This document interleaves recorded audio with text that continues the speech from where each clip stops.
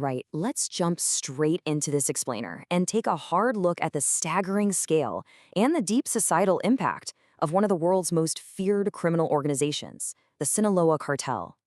Based right on the Pacific coast of Mexico, you have to understand that this group operates way beyond your typical criminal enterprise. It actually functions a whole lot more like a massive, ruthless global corporation. So today we're going to break down exactly how this machine works, the sheer economic realities that fuel it, and of course, the profound human toll it leaves behind. To really wrap our heads around the cartel, we first have to grasp the mind-boggling scale of their finances. The Sinaloa cartel is estimated to pull in an annual profit of anywhere from $3 to $12 billion. Think about that for a second. This astronomical wealth pours in from trafficking opium, cocaine, cannabis, and increasingly synthetic drugs. And to clean all that dirty money, they funnel it right back into the local economy, buying up luxury villas, literally entire shopping malls, and embedding themselves so deeply into the region's financial fabric that they're practically impossible to untangle. But, and this is crucial, directly tied to all those billions is a devastating number: 230,000. That's the estimated total of lives lost in Mexico's drug war just since 2006. It's a number that's honestly difficult to even comprehend. It represents this completely unrelenting cycle of conflict between rival factions and the state, turning peaceful mountainsides and busy city streets into outright battlegrounds. Part 1. Inside the Sinaloa Cartel, a global conglomerate. Now, to generate that kind of incredible wealth, we're moving way beyond street-level gangs here. We're talking about a highly organized syndicate. The cartel boasts an army of 100,000 hitmen. Known as sicarios, these armed enforcers are the brutal muscle of the operation. But they're really just one part of the machine. The cartel operates within a much broader network of around 200,000 employees.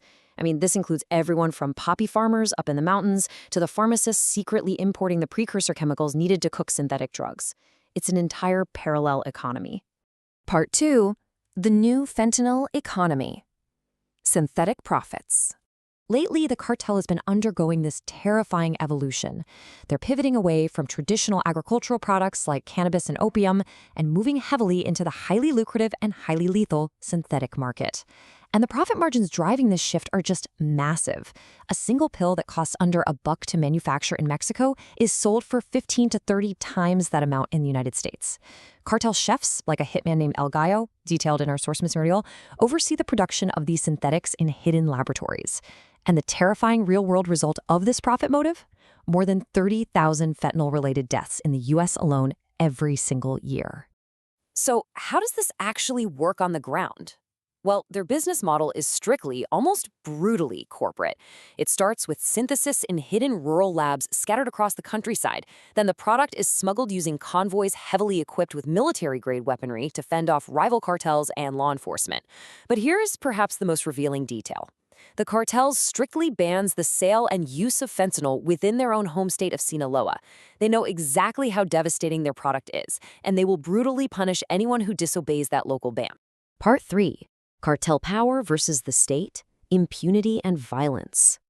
So, what happens when this vast wealth and firepower is directly challenged by the Mexican government? Well, the events of October 17, 2019, paint a terrifying picture of absolute power. Let's look at how this timeline played out. Just 30 minutes after police captured Ovidio Guzman, the son of the infamous El Chapo, anywhere from 200 to 800 heavily armed sicarios basically laid siege to the city of Culiacan.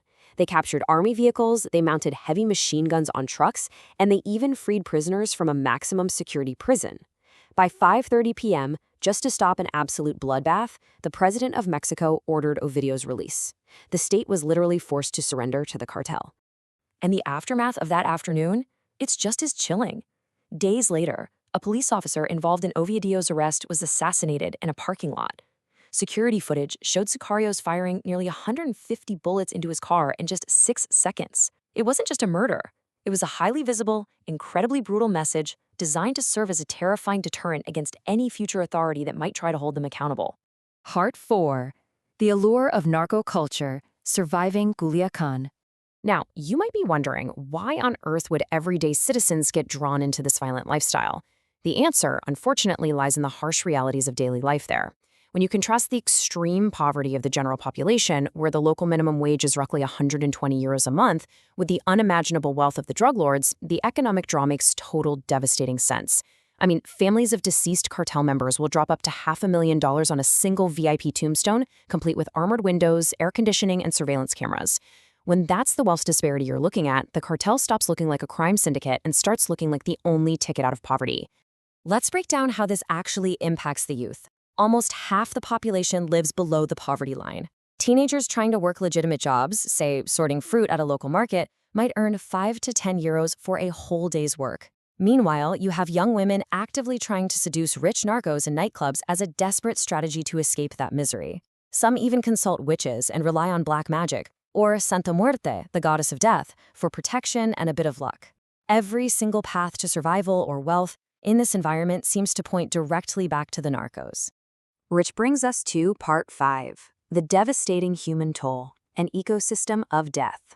This violence hasn't just caused pain. It's fundamentally reshaped society itself, funding a morbid, highly competitive ecosystem of death.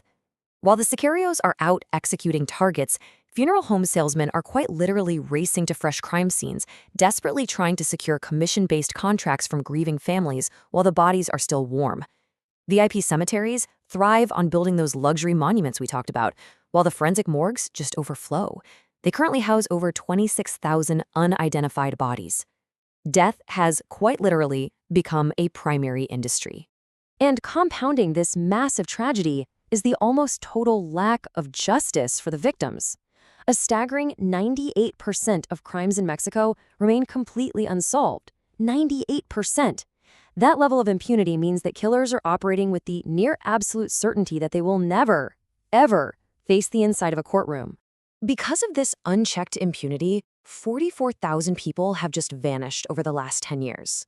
That is an entire town's worth of people, mostly young folks, victims of the cartels, whose bodies are discarded and buried in hidden mass graves scattered across the vast Mexican countryside. And their families? They're left with absolutely no answers and zero support from the state. So, what do? This complete lack of official help forces grieving parents to take matters into their own hands. Mothers like Isabel, whose police officer son was murdered, become voluntary body hunters. They venture out into dangerous, cartel-controlled territory, following anonymous tips. Armed with nothing but pickaxes and shovels, they literally have to send group photos to the authorities before they start digging, just in case they disappear too. All of this just to sift through the dirt looking for abandoned shoes and bone fragments, praying to finally find the remains of their murdered children. I have learned to think like a criminal. That heartbreaking admission from Isabel reveals the ultimate psychological toll of this war. Innocent civilians, mothers, fathers, they are forced to adopt cartel logic, to think like the very criminals who destroyed their lives, just to find some semblance of closure. It is a profound, tragic corruption of normal society, forced upon them entirely by grief. As we wrap up this explainer, I want to leave you with this incredibly difficult question to chew on. When an organization has billions of dollars in pure profit, a private army of 100,000 men, and the raw power to force a national government to release its leaders, the roots of the problem clearly go way, way beyond simple law enforcement. So how can a cycle of violence fueled by this kind of staggering wealth ever be truly broken? It's an absolutely critical question for the future of Mexico and for the entire global economy that consumes the drugs they produce. Keep all of this in the back of your mind the next time you see a headline about the cartel.